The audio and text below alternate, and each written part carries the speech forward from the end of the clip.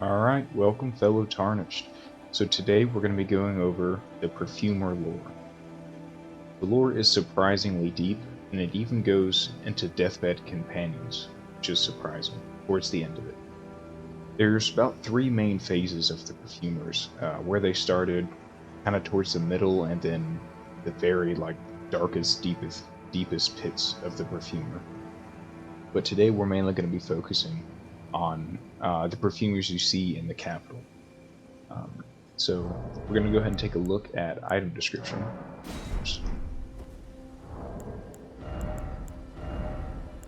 So from the perfumer robe, it's the thick front apron embroidered with a depiction of the Erd tree is proof of mastery of the apothecarial arts, and its weight symbolizes the onus of both pride and responsibility. And then to the hood. Hood of an Erd tree capital perfumer.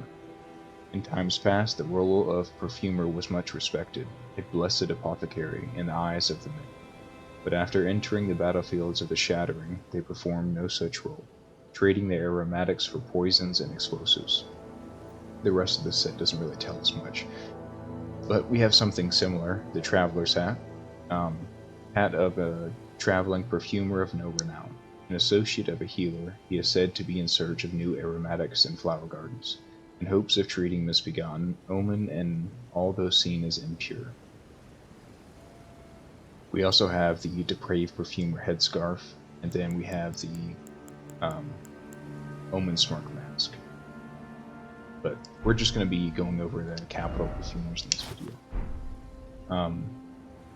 And then for item descriptions, we can take a look at the Perfumer's Talisman, which raises the potency of perfume items. Talisman depicting a set of perfume bottles, raises potency of perfume items. There are gardens known only to the perfumers, whether hidden on the fringes of the highlands or obscured by the shadows inside caves. The flowers blossom in secret, waiting to impart their scent. So from here we have a hint that there's two different gardens, if not more. The two that we know of right now, one is around the Perfumer ruins, and then two, it's going to be here at the Perfumer's Grotto. So we're going to go and just take a look at the this garden right here, and kind of just take a look around and see what we can understand from the environment around it. I mean, here we have some nobles just searching for something. From their lore, it says that they had long forgotten what they were searching for.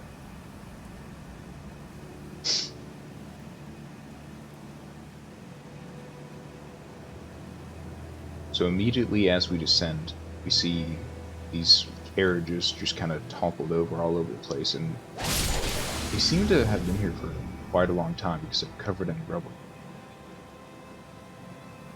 And also there's just strewn about all over the place, there's these giant golem corpses.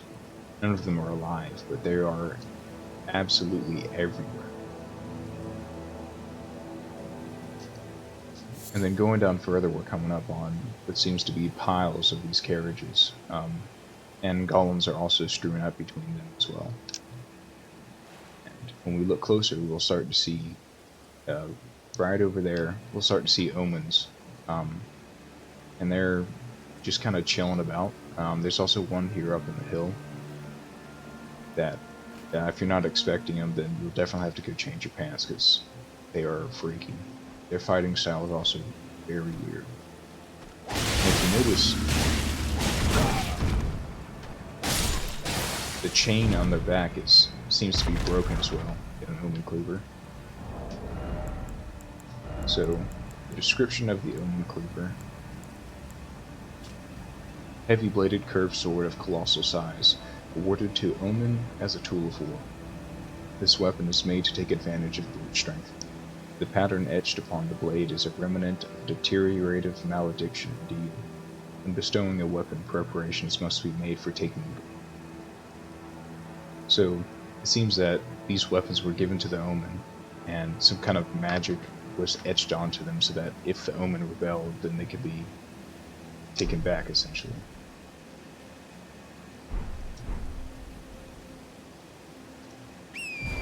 So progressing further into this garden, well, we're not really at the garden yet, but we'll get there.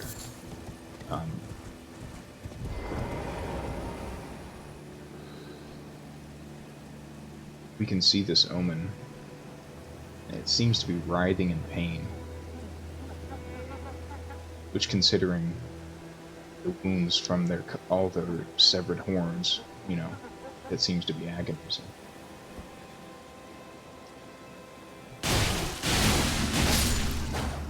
We'll go over how their horns got cut off and all that stuff in a couple of videos from now. So down there, there's a side of grace. That's the abandoned coffin side of grace to our right. And then we can see this pulley system right here, which has a locked lever, which, you know, kind of taunts us that somewhere over here there's like a dungeon that'll take us back up here. Further along the path, we can see that there's a lake. At the end of that lake down there, there's the Sage's Cave, which has the Black Knife Assassin, and there's actually two bosses there. One's a Black Knife Assassin, one's a different one, I can't remember his name, but he drops the Rancor heads.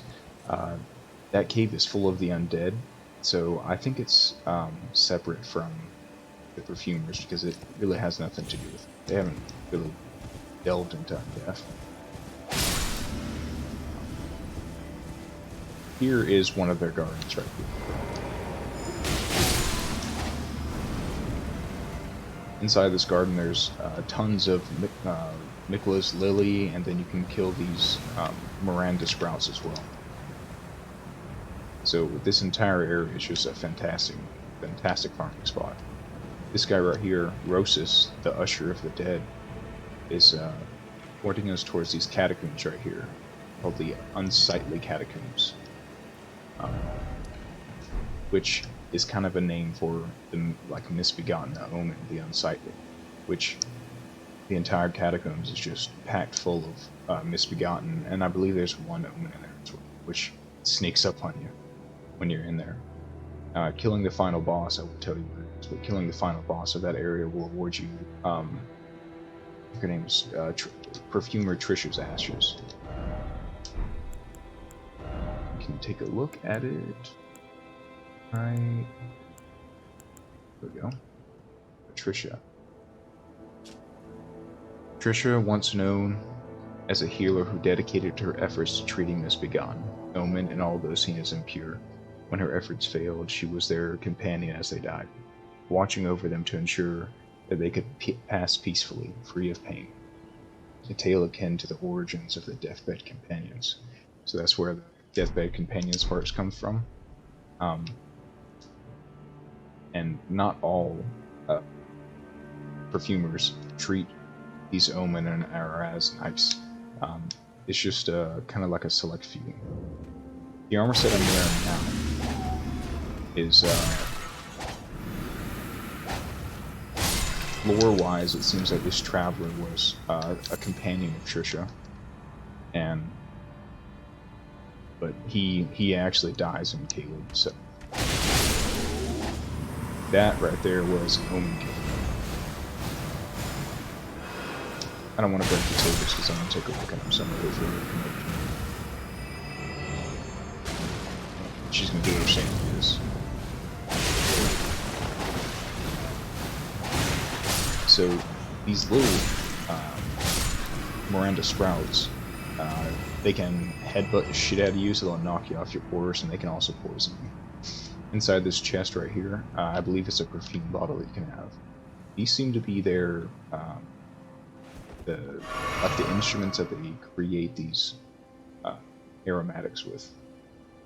So this is like really like their home base here.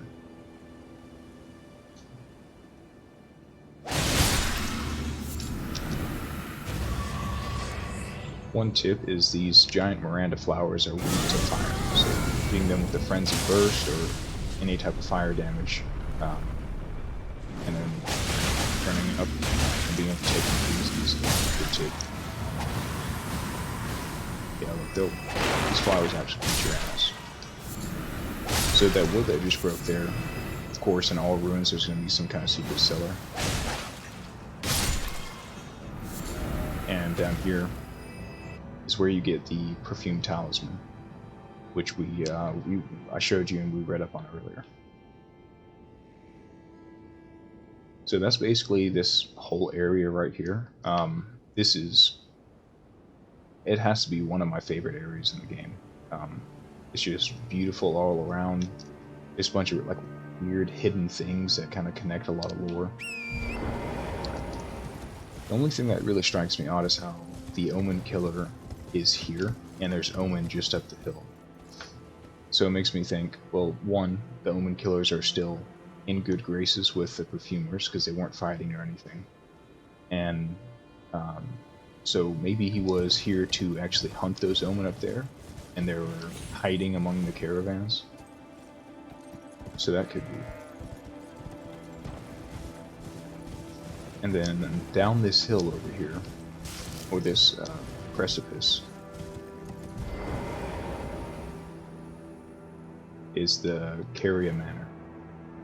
You can see the Simp Queen's rise herself over there.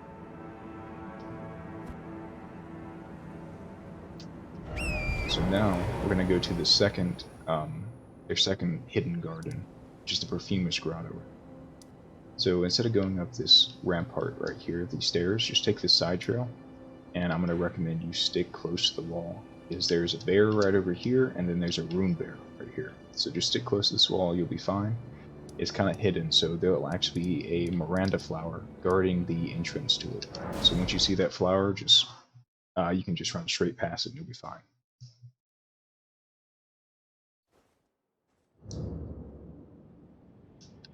I might have killed it, so it might not be there. So I'm using the Crepitus file just so I can make this video without a bunch of enemies running after me. But it's useful in this cave too, so that they don't notice us, so we can actually see their weird behavior. So coming up on them right here, if you look down,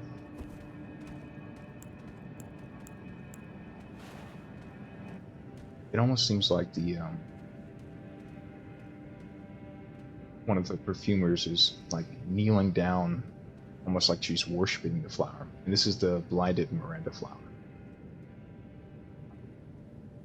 So it's a very strange sight. It kind of makes you think, like, yes, they are harvesting the Miranda flowers, but maybe they're not like killing them for the harvest. Maybe the Miranda flowers are giving it to them, giving them Miranda powder in exchange for the perfumer's service to them.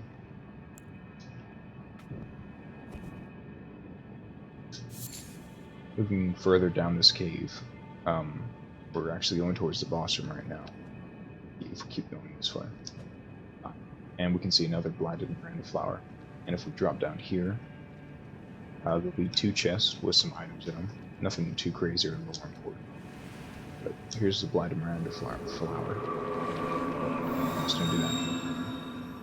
And then we come here and actually see one of these weird creature things.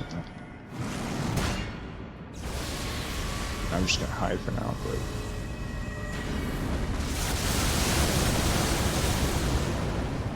and this seems to be connected to some kind of other tunnel.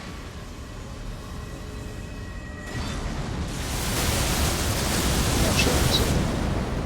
Yeah. So down here, there's definitely another tunnel system with those snail things. So maybe it's one of those.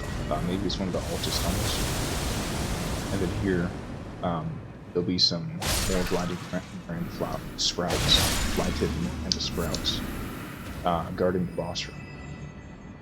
And fight these guys in here. Yeah, this is the second garden. So I don't think that cave down there is accessible to the other area. It would seem, yeah, it's probably the Altus tunnel that it connects to. That would make a lot of sense. But so those are the two main areas that, or the gardens of the perfumers, the Perfumery Ruins, and then you can go over here to the Perfumer's Grotto. And then the third place, not a garden, but the third place you can find perfumers is in the actual Lyndell royal capital. So they don't move too far outside of the Altus Plateau. In our next video, we'll go over the depraved perfumers, and then the worst of the worst of the perfumer kind of section, which is the omen killers, and how they came to be omen killers, which is a really fascinating story. But for now, thanks for popping in and listening to this lore video. Have a great day.